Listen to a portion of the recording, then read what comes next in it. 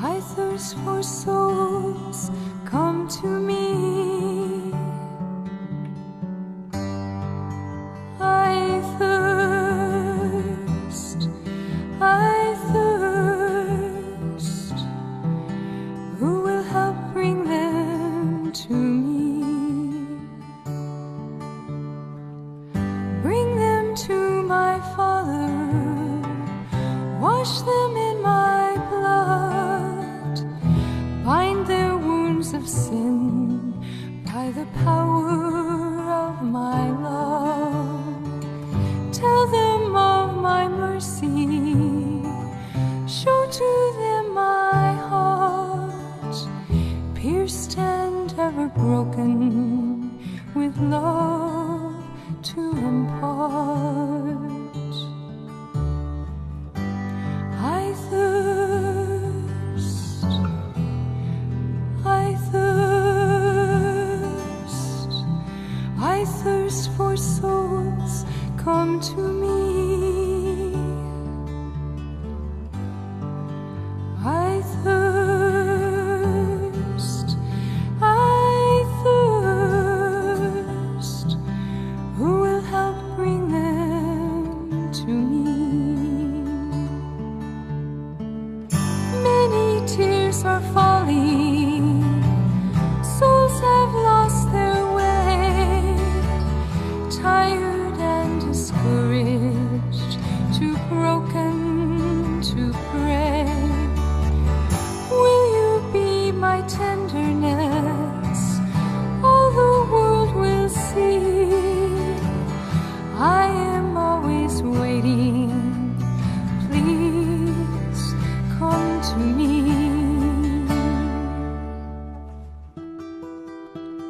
Come to me, all you who labor and are heavy laden, and I will give you rest. Take my yoke upon you and learn from me, for I am gentle and lowly in heart, and you will find rest for your souls.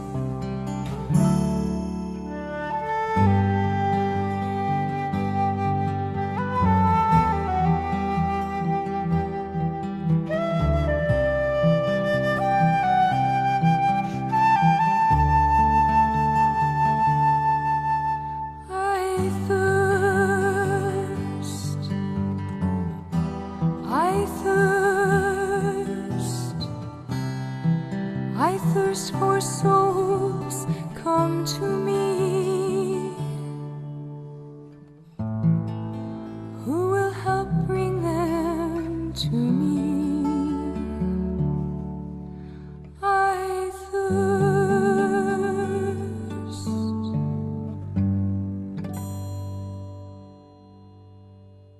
Paradoks iman bahwa raja yang kita sembah, raja yang kita ikuti adalah raja yang tersalib. Saya memasang foto di sebelah kanan, itu foto dari rumah retret Girisonta. Rex, Rex itu artinya raja. Mengapa? Karena rumah retret Girisonta ini namanya rumah retret Kristus Raja. Maka besok hari Minggu kami itu pesta nama. Dan ini gambar kuno, karena rumah retret Girisonta itu dibangun 1930. Sejauh saya tahu, Suster Marta tentu lebih tahu, gambar ini sama seperti gambar di di Provinsialat Ursulin di Jalan Supratman. Saya tidak tahu, mungkin yang membuat itu sama. Saya akan memulai dengan demikian. Kristus Raja. Dan mahkota yang dikenakan adalah mahkota duri. Dan itulah mahkota yang dipakai oleh Kristus Raja. Dan kemudian kita lihat bahwa di dalam gambar, saya tidak ingat posisi gereja mana, itu bagaimana gambar Kristus Raja adalah Kristus yang tersalib, Raja yang tersalib, dan di sebelah kiri itu Ibu Maria, dan di sebelah kanan adalah Santo Yohanes Pembaptis. Maria mengatakan, aku ini hamba Tuhan. Yohanes Pembaptis mengatakan, semoga dia menjadi semakin besar dan aku semakin menjadi kecil. Nanti kita lihat bagaimana semuanya itu diwujudkan dan dijalankan, dan bagaimana kita menempatkan dalam semangat spiritualitas Ibu Teresa. Kristus Raja, kalau kita mengingat teks liturgi hari Minggu Kristus Raja tahun A, B, dan C, menarik bacaan Injil dalam liturgi Misa hari Minggu Kristus Raja tahun A, tahun lalu, bacaannya dari Injil Matius bab 25 ayat 31 sampai 46 tentang pengadilan terakhir. Dan bacaan ini juga adalah bacaan peringatan Santa Teresa dari Kalkuta, peringatan 5 September, peringatan liturgi, Misa liturgi 5 September. Bagi Anda KKIT Jakarta tentu bisa kita lihat, kita ingat bahwa kita memakai teks itu di dalam Misa di Akita, walaupun itu tanggal 11 September. Pengadilan terakhir dikatakan pada saat Yesus Allah duduk sebagai Raja, dia akan mengadili di sebelah kanan dan kiri kambing dan domba.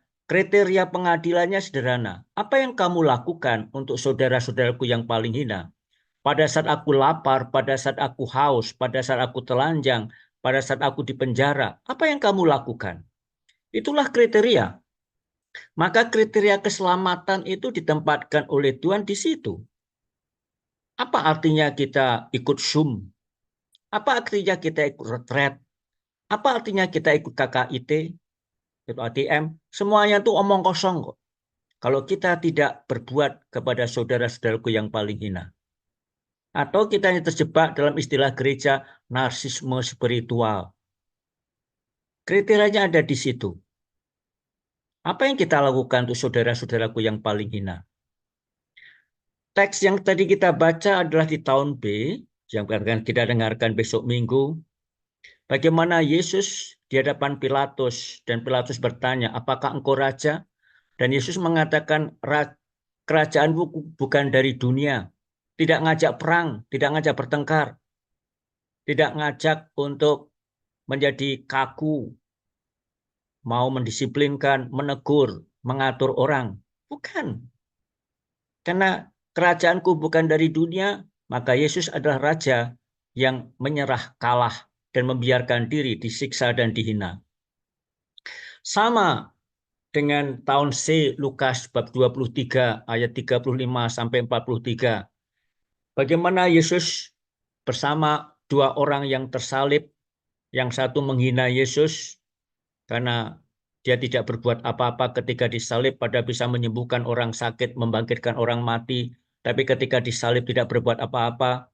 Tetapi yang satu mengatakan, ingatlah akan daku bila engkau ada dalam kerajaanmu. Itulah kenyataannya. Raja yang kita sembah, raja yang kita ikuti, raja yang kita imani adalah raja yang tersalib. Dia menjadi raja bukan karena diangkat, tapi karena identitas dirinya. Identitas dirinya adalah raja. Maka dia tidak mencari kuasa, tidak mencari pengaruh, tidak mencari ini dan itu, tidak. Karena dirinya raja dan dia ada di situ, dan entah disalib, entah dipuja-puja, entah disambut, dihura-hura seperti pada Minggu Palma, sama saja bagi dia. Kuasanya pun tidak dari dunia dan tidak sebatas dunia, karena dia adalah raja yang semesta alam, mengatasi segala langit, mengatasi karena dia adalah pencipta, dan juga tidak dibatasi oleh geografi, etnis, suku, atau apapun juga. Karena apa? Karena yang paling pokok, adalah Dia ingin meraja di dalam hati kita. Kita diharapkan meraja dalam hati kita, hidup dalam kasih sehingga kita dituntun dan digerakkan oleh kasih. Ingat, Paus Fransiskus mengatakan, kalau Yesus tidak kita biarkan diam di dalam hati kita, maka kita akhirnya, nyatanya, tidak memiliki kasih kok. Kita bisanya bisa mengatur orang, tapi kita tidak punya hati dan tidak punya kasih. Dan bagaimana kita membiarkan diri dituntun dan digerakkan oleh kasih, maka Kristus Rajalah Kristus yang menguasai kita, menggerakkan hati kita. Caritas Christi urget nos itu sebuah ungkapan yang sangat populer di kalangan para Xaverian. Kasih Kristus itulah menggerakkan. Bukan karena aturan, bukan karena ini dan itu, tetapi kasih yang menggerakkan. Dan dalam kasih itu segala sesuatu dipulihkan dan diperbaharui dalam Dia. Mohon maaf karena saya itu profesi saya adalah teolog, apalagi dogmatik lagi. Disebut Christogenesis. Segala sesuatu terjadi terwujud di dalam Kristus. Segala sesuatu dipulihkan, diciptakan, dan diperbaharui di dalam Kristus. Tes kitab suci bisa mengatakan itu. Maka kerajaan Allah, Kristus Raja, itu adalah pribadi Yesus itu sendiri. Bukan program, bukan ajaran. Kita mudah terjebak, bahkan kalau memakai kata-kata Paus Fransiskus, bukan aturan kok, adalah pribadi. Karena relasi personal itu lebih penting daripada program, daripada ajaran, daripada ini dan itu. Bagaimana kita menjalin relasi personal dengan Allah? Dan kehadirannya bukan terutama dengan tanda-tanda lahiriah. Sebab kerajaan Allah itu ada dalam diri Kristus. Dan jalan kerajaan Allah, jalan yang dipilih oleh Kristus Raja adalah apa? Jalan salib. Yang mengajak kita kesediaan untuk terluka, kesediaan untuk menderita, kesediaan untuk memanggul salib. Bukankah Tuhan mengatakan syarat mengikuti Dia apa? Menyangkal diri, memanggul salib, mengikuti aku. Kalau kita masih suka mengatakan aku, menurutku, nah jangan-jangan kita tidak menyangkal diri. Jangan-jangan kita tidak mempunyai kerendahan hati. Jangan kita terjebak dalam kesombongan. Dan harus saya akui, dosa sosial para Yesuit adalah sombong. Dan itu kalau kita terjebak di situ, kita terjebak dalam jalan salib. Tidak mengikuti jalan salib. Kita mengikuti jalan sukses. Tuhan memanggil kita bukan untuk sukses, tapi untuk kesetiaan. Dan kesetiaan itu mengajak kita memanggul salib. Dan hari ini kita memperingati Santa Cecilia. Nanti akan saya singgung di bagian akhir. Bagaimana kesetiaannya, bagaimana nyanyian hatinya, juga pada saat harus mengalami kemartiran. Dan itulah pengosongan diri. King size bed.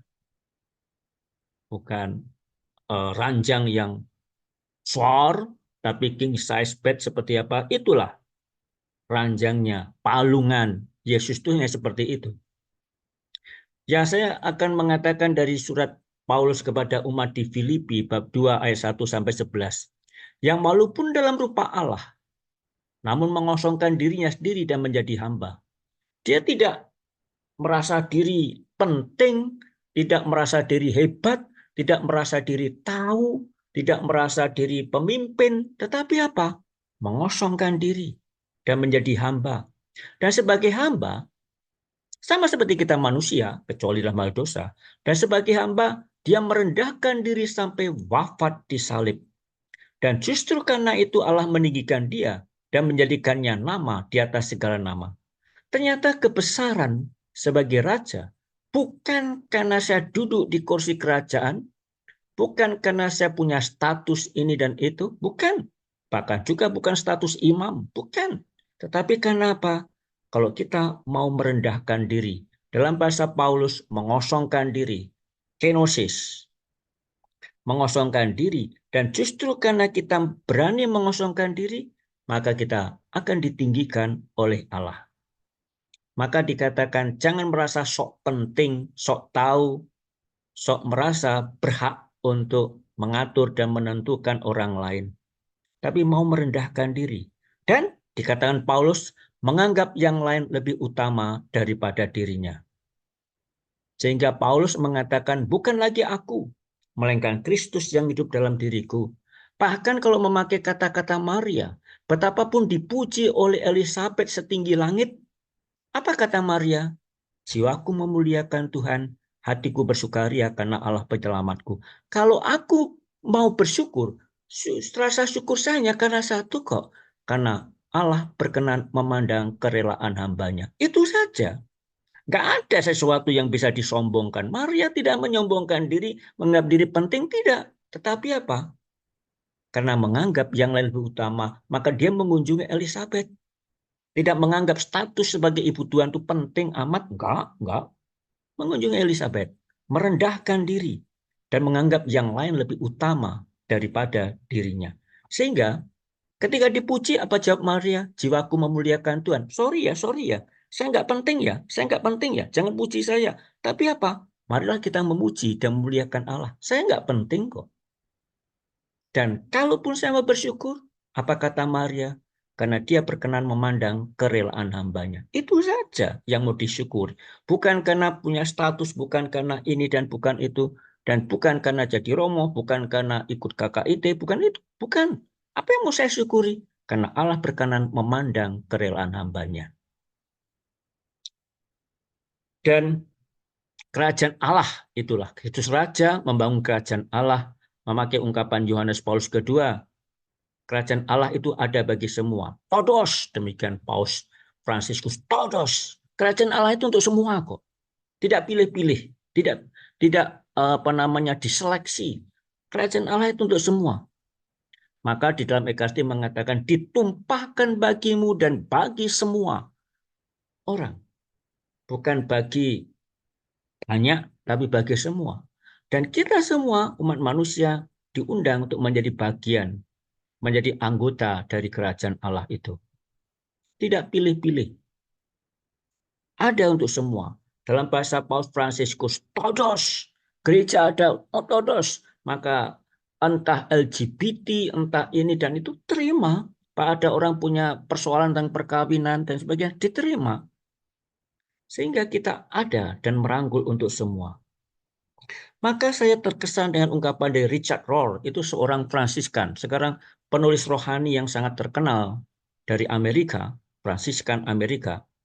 Kalau saya bukan raja, maka kerajaan itu akan memberi kesempatan untuk meluas dan menyapa siapa saja. Sehingga Kristus Raja itu merendahkan diri.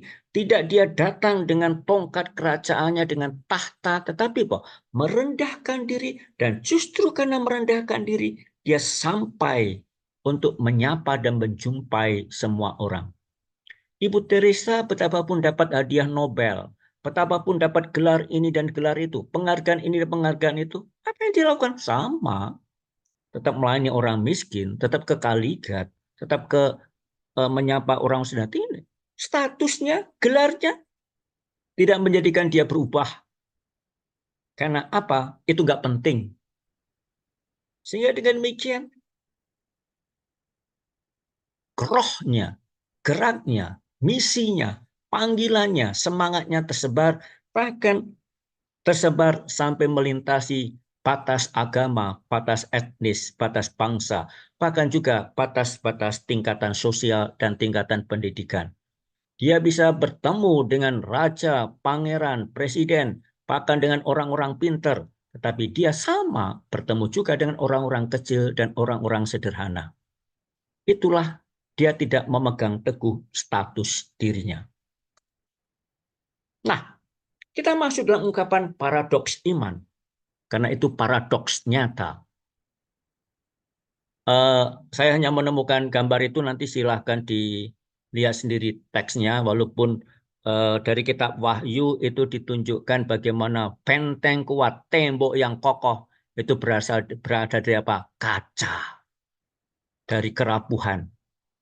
Kita dikatakan dalam Injil, harus berani kehilangan untuk mendapatkan.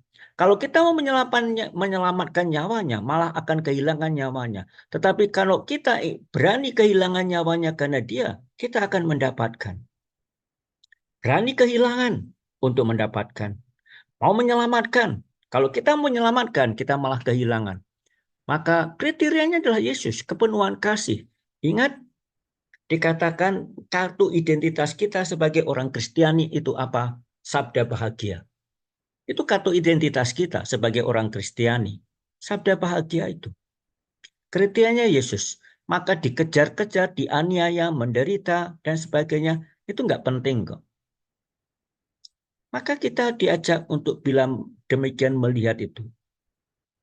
Dalam retret, Romo Rudi memakai kata susipe. Dari ambillah ya Tuhan itu. Apakah kita berani mengatakan ambillah ya Tuhan kemerdekaanku, kebebasanku, kehendakan pikiranku, dan sebagainya. Apakah kita berani melepaskan itu? Dengan hanya memohon apa? Rahmat dan cinta. Cukup sudah itu bagiku. Karena yang mau mencintai nyawanya, malahan kehilangan nyawanya. Yang tidak mencintai nyawa di dunia ini, malah memelihara untuk kehidupan kekal. Itulah pengosongan diri, paradoks pengosongan diri. Kita ingin mendapatkan, kita ingin meraih sesuatu, dan justru kita akan kehilangan. Karena kita tidak memelihara untuk kehidupan kekal.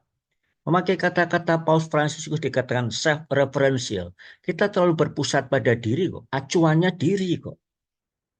Diri saya. Itu ya sudah mengatakan. Saya merasa, saya mengatakan. Itu diri. Dan memakai kata-kata Paulus, berani menjadi bodoh dalam suratnya kepada umat di Korintus.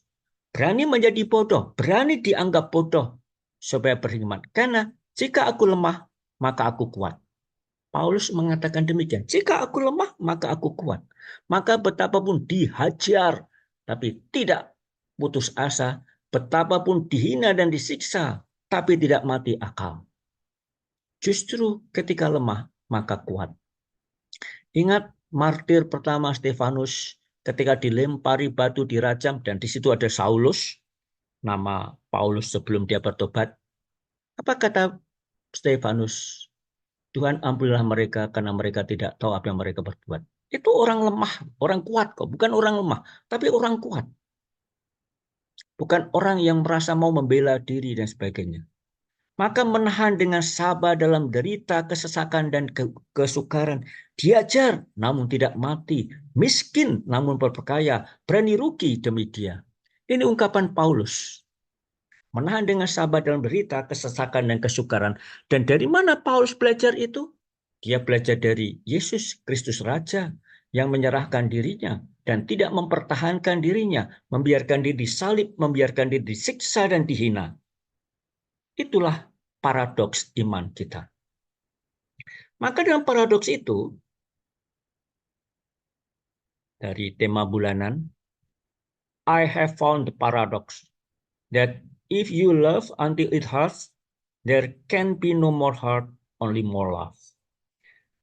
Dari mana Ibu Teresa belajar itu? Dari Injil Yohanes, dari surat Santo Yohanes. Tidak ada kasih yang lebih besar daripada kasih Dia yang menyerahkan nyawanya untuk sahabat-sahabatnya. Itulah kasih yang sebentar saya mencari dari Satu Yohanes itu.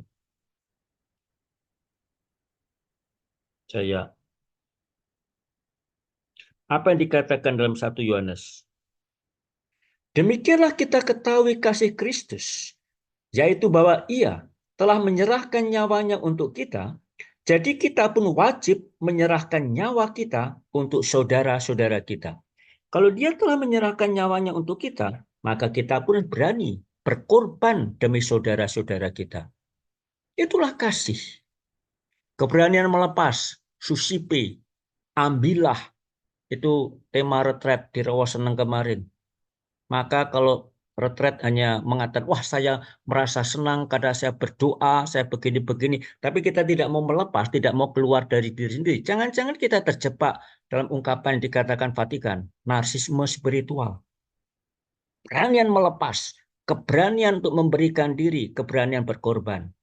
Keluar dari diri sendiri, menerobos batas, mengurai simpul kemacetan, tidak membangun dunia sempit di sekitar kita. Dan itulah persaudaraan sejati. Beranikah kita terluka demi sesama? Ungkapan keluar dari diri sendiri, menerobos batas, mengurai simpul kemacetan, tidak membangun dunia sempit di sekitar kita itu. Ini saya ambil dari kunjungan Paus ke Jakarta kemarin. Keluar dari sendiri. Berani mengosongkan diri, merendahkan diri agar dapat menjumpai sesama walaupun harus mengalami kegelapan. Ini khotbah Paus di GBK 5 September. Betapapun pernah mengalami kegagalan dan kekecewaan, namun tetap berlayar dan menebarkan jala. Itulah paradok. Kegagalan, kekecewaan, kegelapan, namun tetap keluar dari diri sendiri. Dan itulah bukankah yang dialami oleh Ibu Teresa? Dan oleh para kudus yang lain, bahkan peringatan hari ini oleh Santa Cecilia. Bayangkan Santa Cecilia itu abad kedua atau abad ketiga. Yang jauh lebih lama, lebih dahulu daripada Ibu Teresa. Tetap, berapapun kegelapan, betapapun ancaman, tetap memberikan diri, mengalami diri. Betapapun pernah mengalami kegagalan, kekecewaan, akhirnya tetap berlayar dan menebarkan jala. Maka Paus mengatakan tetap bermimpi, tetap menaruh harapan. Dan bulan depan gereja akan membuka jubilium harapan. Fate Chiasu, itu kata Paus di GBK. Make noise, buatlah keributan, semangat, berani. Dan itulah Pantekosta. Kalau hanya begitu-begitu saja, suam-suam kuku, hangat-hangat tai ayam, tidak ada roh. Maka kalau dikatakan, Paus mengatakan, kalau semuanya tenang-tenang saja, semuanya tidak ada sesuatu gejolak, jangan-jangan di situ tidak ada Roh Kudus. Roh Kudus itu menggoncangkan. Roh Kudus itu menantang dan mempertanyakan. Kalau kita tidak pernah merasa dipertanyakan, ditantang, dan digerakkan, jangan-jangan tidak ada Roh Kudus. Yang hanya ada apa? Yang hanya ada aturan. Dan itu yang perlu kita lihat. Dan berani memeluk kerendahan hati. Be humble. Menjadi rendah hati dan kita tidak akan terganggu oleh apapun juga. Entah kita dipuji, entah kita dikritik, dikecam, nggak penting kok. Kenapa? Akhirnya buahnya itu tergantung pada Yesus kok. Kita serahkan kepada Yesus. Karena dari Injil yang tadi kita dengarkan, karena aku hidup dari kebenaran. Itulah. Mau disalib, mau dipuji, dihura-hura pada Minggu Palma, dan kemudian dihujat pada saat Jumat Suci, sama saja bagi Yesus. Itulah raja yang memiliki kerendahan hati. Nggak peduli kok. Sama kok. Dalam bahasa Gus Dur, emangnya gue pikirin. Jadi presiden, oke. Disuruh mundur ya, oke. Emangnya gue pikirin. Maka itulah kerendahan hati. Dan kita diajak untuk melihat teladan kerendahan hati dari Ibu Teresa. Saya tidak akan bicara banyak tentang itu. Anda semua sudah hafal itu daftar-daftar kerendahan hati. Bagaimana kita punya rasa humor walaupun mendapat ini, mendapat itu. Hati-hati ya, di dalam grup menghadapi ini dan itu dengan marah, dengan ada peringatan. Kita tidak punya rasa humor. Jangan-jangan kita lebih suka untuk mengadili orang. Di dalam bahasa Injil dikatakan kalau kamu mau menegur orang, 4 mata ya. 4 mata ya. Japri ya, jangan dalam grup ya. Japri, 4 mata. Itu langkah pertama kalau menegur orang. Jangan mempermalukan orang di muka umum. Nah, itulah kerendahan hati. Dan ingat, Paus Fransiskus itu selama 40 tahun lebih, itu saya kira 45 tahun karena dia mengatakan itu sekitar 5-6 tahun yang lalu. Dia setelah ibadat pagi, dia selalu berdoa, mohon rasa humor. Ini doa dari Santo Thomas More. Ingat Thomas More itu dulu Perdana Menteri Inggris. Lalu kemudian ketika raja ingin menikah lagi dan tidak disetujui oleh Paus, maka raja keluar dari gereja Katolik dan mendirikan gereja sendiri Anglikan. Dan Thomas More tetap setia kepada Paus, tetap setia kepada gereja Katolik. Dia dimasukkan penjara, dia tenang-tenang saja. Banyak orang membujuk dia, sudah menyerah saja, sudah ikut saja, sudah nggak usah terlalu kaku dan sebagainya. Sudah ikut raja saja supaya keluargamu nanti tenang dan dapat terus semangat. Tidak. Saya tetap setia kepada gereja Katolik. Saya tetap setia kepada Paus. Walaupun risiko saya ditahan di penjara dan disiksa tetap. Tetapi di tengah semuanya itu apa yang terjadi? Thomas More berhasil merumuskan doa, mohon rasa humor. Dan itulah yang kemudian menjadi doa Paus selama sekian puluh tahun. Sehingga apa? Dia tetap tenang-tenang saja kok. Itu yang ingin saya mohonkan, dan saya ingin juga belajar untuk berdoa itu, walaupun saya tidak setia Paus Fransiskus, saya tidak setia, tetapi mau mengatakan mohon rasa humor, hadapi semuanya itu dengan humor, dengan tawa. Dan itulah yang disebut sebagai keberanian kreatif.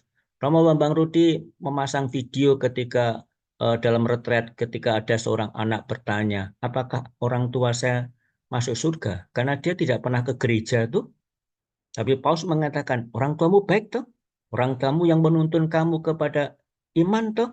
Orang tuamu yang membawamu kepada Yesus toh? Orang tuamu itu masuk surga. Itulah sense of humor, di mana kita mengata semuanya itu dengan tenang saja. A sacrifice must be real, to be real must cost. Ada risiko kok, pengorbanan itu ada risiko. Ada luka. Kalau kita tidak berani terluka, jangan-jangan kita tidak berani berkorban dan tidak ada korban. Kita merasa kalau kita tidak mau mengosongkan diri kita, kalau kita tidak mau keluar dari diri kita, jangan-jangan karena apa? Karena kita akibatnya tidak mau terluka.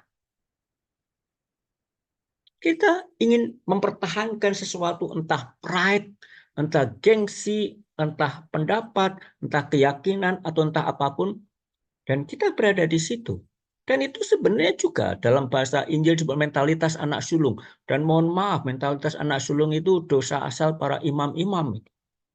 Merasa diri saya harus mengkhotbahi orang, memberitahu, ngajarin orang. Lalu apa yang terjadi? Kita tidak mewartakan Tuhan. Kita tidak mengosongkan diri. Maka apa yang terjadi? Supaya kita lebih percaya pada kasih-Nya daripada kelemahan dan kerapuan kita. Maka setiap peran Ekaristi kita selalu mengatakan, betapapun kita berdosa, betapapun kita lemah, tetapi kita dicintai. Ingat kisah Sakeus, pemungut cukai, ketika dia melihat Yesus berjalan, karena dia pendek, dia naik pohon, dan Yesus mengatakan, Sakeus, aku mau makan di rumahmu.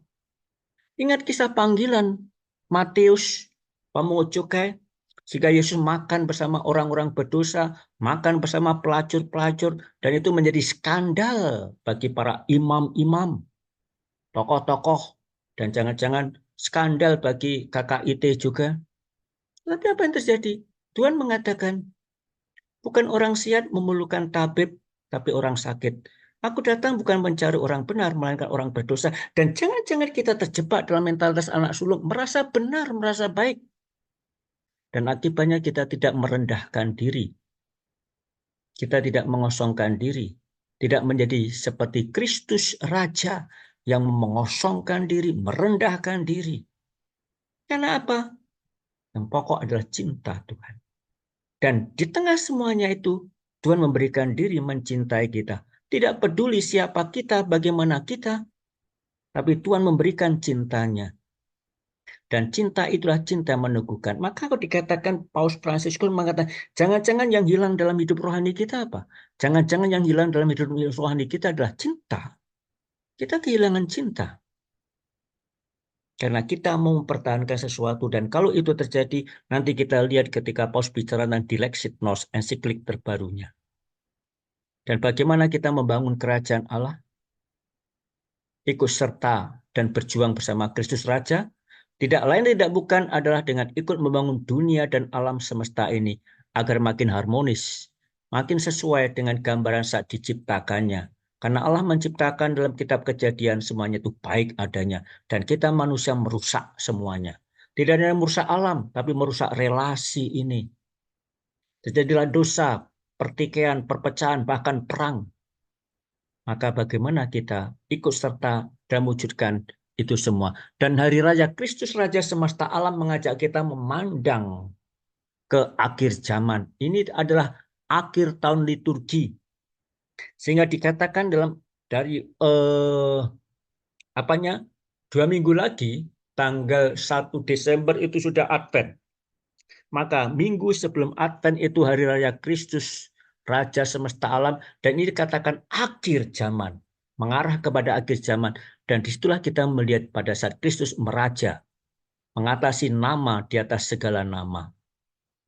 Maka ikut membangun kerajaan Allah di dunia ini, kita berjuang itu membangun dunia dan alam semesta ini agar makin harmonis, relasi makin erat, persaudaraan sejati makin hangat, seperti dikatakan dalam Fratelli Tutti. Semakin kita membangun dunia semakin baik, semakin kita mewujudkan kerajaan Allah, kerajaan damai, sejahtera, berkeadilan, sukacita dalam iman, harapan, dan kasih. Semakin kita membangun dunia ini menjadi semakin baik, di mana ada keselarasan, yang ada common home, rumah kita bersama ini kita bangun, ada persaudaraan sejati yang kita bangun, dan kita ingat tema kunjungan Paus ke Indonesia, faith, fraternity, compassion, iman, persaudaraan, dan bela rasa, belas kasih. Dan semuanya itu menapaki jalan kecil, jalan sempit. Ini dari Santa Teresa, kanak-kanak Yesus yang menjadi pelindung dari Santa Teresa dari Kalkuta. Menapaki jalan kecil, menapaki jalan sempit, jalan yang tidak mudah. Kita ingin menempuh jalan yang lebar, jalan yang mulus, yang enak, yang bebas hambatan. Ternyata Tuhan mengajak kita melewati jalan kecil, jalan sempit yang dialami oleh Ibu Teresa, jalan kegelapan. Bertahun-tahun mengalami kegelapan. Doanya kosong dan kering. Bahkan bertanya, di manakah engkau Tuhan? Surga rasanya kosong. Tidak ada penghiburan, tidak ada sukacita dalam doa, semua tidak. Kosong, kering. Dan dia bertahan di situ. Kalau kita hanya mencari penghiburan-penghiburan belaka, jangan-jangan kita tidak mau menapaki jalan kecil dan jalan sempit itu.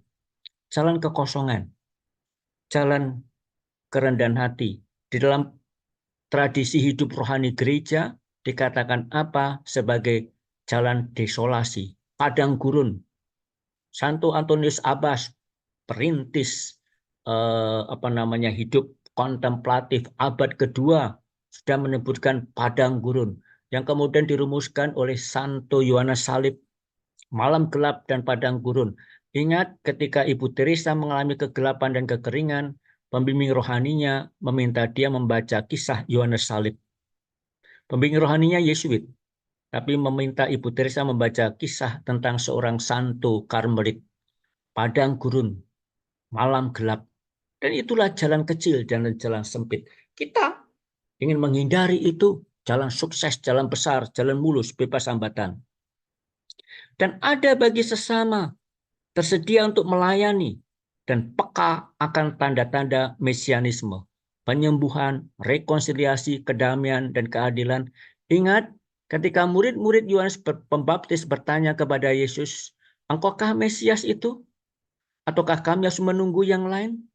Yesus tidak mengatakan, betul saya Mesias, tidak. Apa kata Yesus? Apa jawab Yesus kan pertanyaan itu? Lihat orang lumpuh berjalan, orang buta melihat, orang sakit sembuh. Itulah tanda-tanda mesianisme, tanda-tanda kealahan. Yaitu apa? Penyembuhan, rekonsiliasi, bagaimana kita berdamai dengan diri sendiri, tidak kaku, beku, terlalu berpegang pada prinsip dan keyakinan diri. Akibatnya kita tidak berdamai. Kalau kita tidak berdamai dengan orang lain, bagaimana kita berdamai dengan...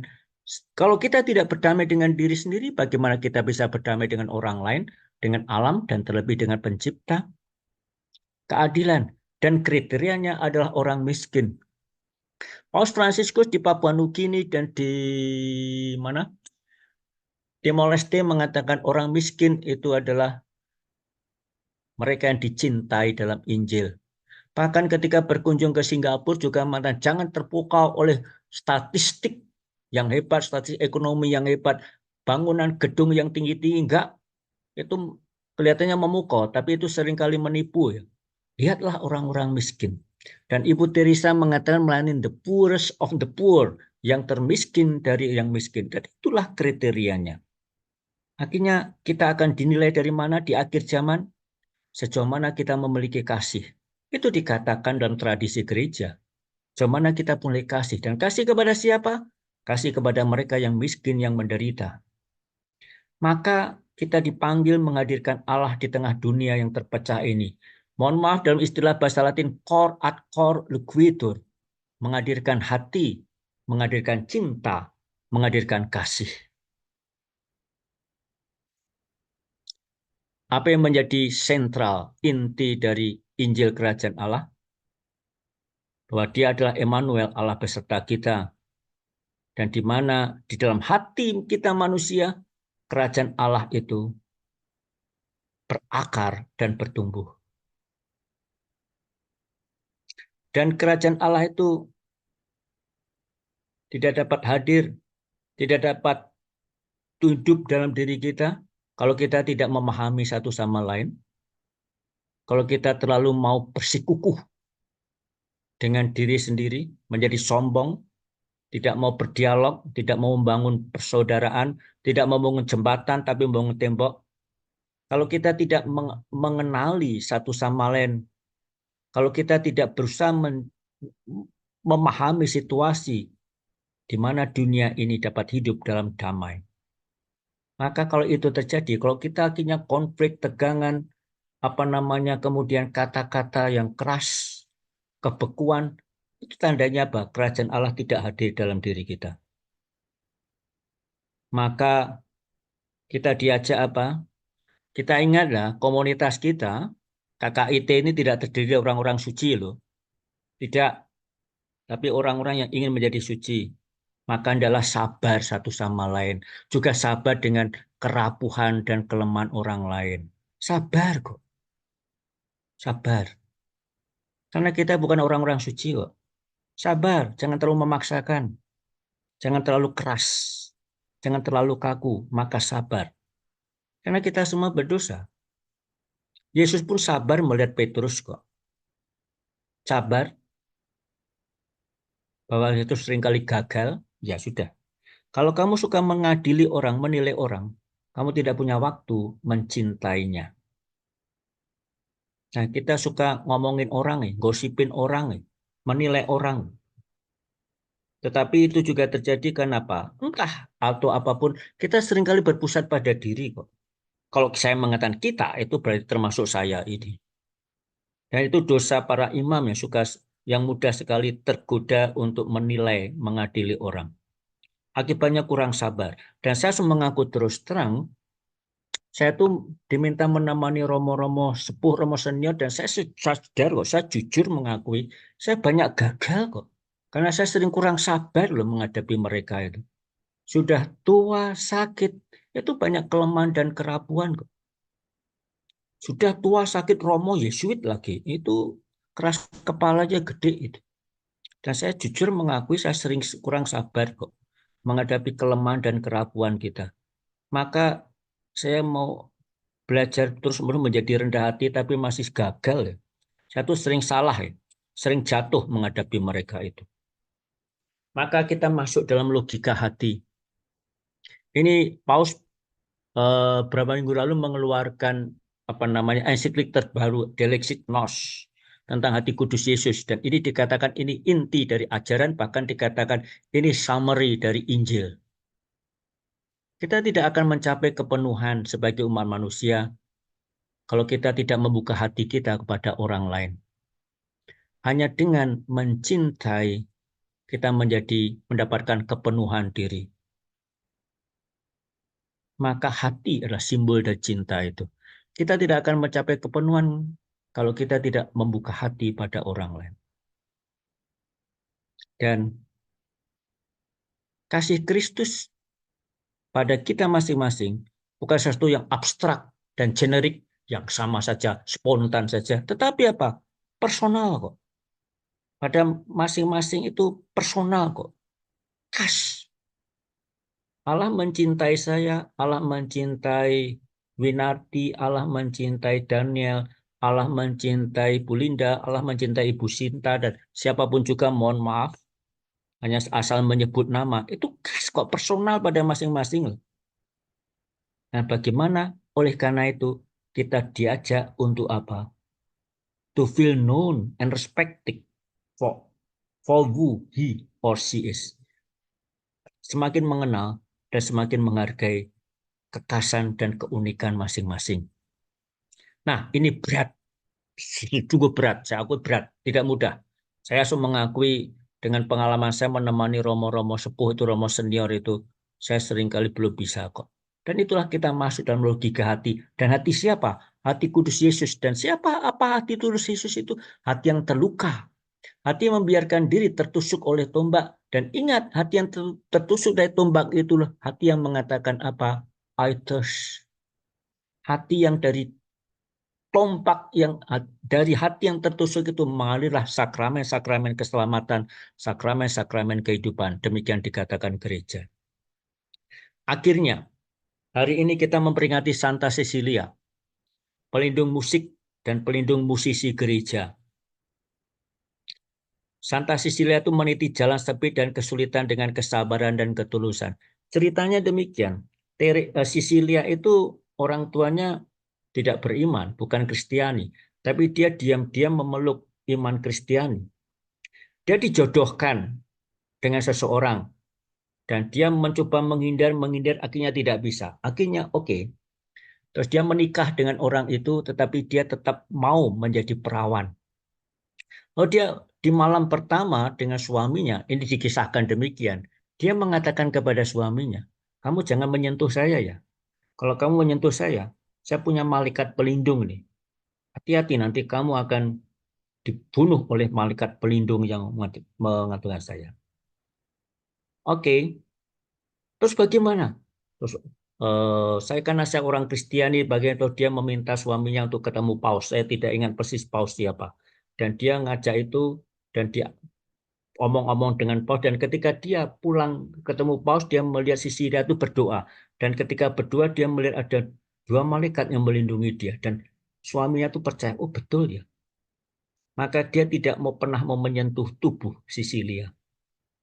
Cedik seperti ular, tulus seperti merpati. Dan dia pelindung musik, pelindung musisi, karena apa? Hidup adalah kidung hati. Nyanyian hati bukan dengan suara, tapi nyanyian hati. Dalam ungkapan syukur kepada Allah. Hidup itu kidung hati kok. Dan dia menghadapi tantangan dan derita dalam kegembiraan. Ketika umat-umat Kristiani banyak dibunuh, menjadi martir, dia dan suaminya merawat mereka, memakamkan mereka, dan sebagainya dengan tenang, dengan sukacita, tidak dengan marah, tidak dengan takut. Dan menghadapi semuanya dalam kegembiraan. Kegembiraan akan iman, akan Kristus yang bangkit, Kristus yang mengorbankan diri, Raja yang tersalib itu. Dan akhirnya dia dibunuh sebagai martir. Dan dia menyebut kemartiran itu sebagai nyanyian syukur akan Allah. Dan dia dimakamkan di katakombe, di salah satu katakombe di tepi kota Roma. Dan saudari dan saudara, akhirnya kita diajak apa tuh? Entah kesulitan dan tantangan apapun juga kita diajak menjadikan hidup kita, menghadapi hidup kita dalam nyanyian syukur, kidung hati. Karena apa? Kita belajar dari Yesus yang adalah Raja yang tersalib. Dan itulah paradoks iman. Kemenangan kita raih dengan apa? Pengorbanan. Kejayaan iman, kisah sukses kita raih dengan apa? Dalam kesetiaan menambaki jalan hidup yang tidak pernah mudah dan tidak selalu enak-enak saja. Ini yang bisa saya sampaikan untuk renungan kita. Dan terlebih selain tema paradoks yang dikatakan tema bulan ini, tapi saya ingin menempatkan dalam persiapan kita menyambut hari raya akhir tahun liturgi gereja, yaitu Kristus Raja semesta alam. Saya kembalikan pada Rosa atau siapa.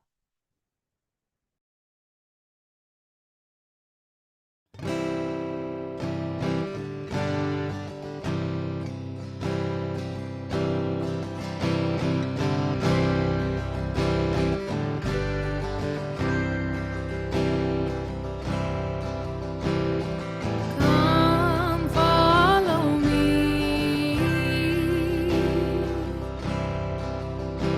leave all and gather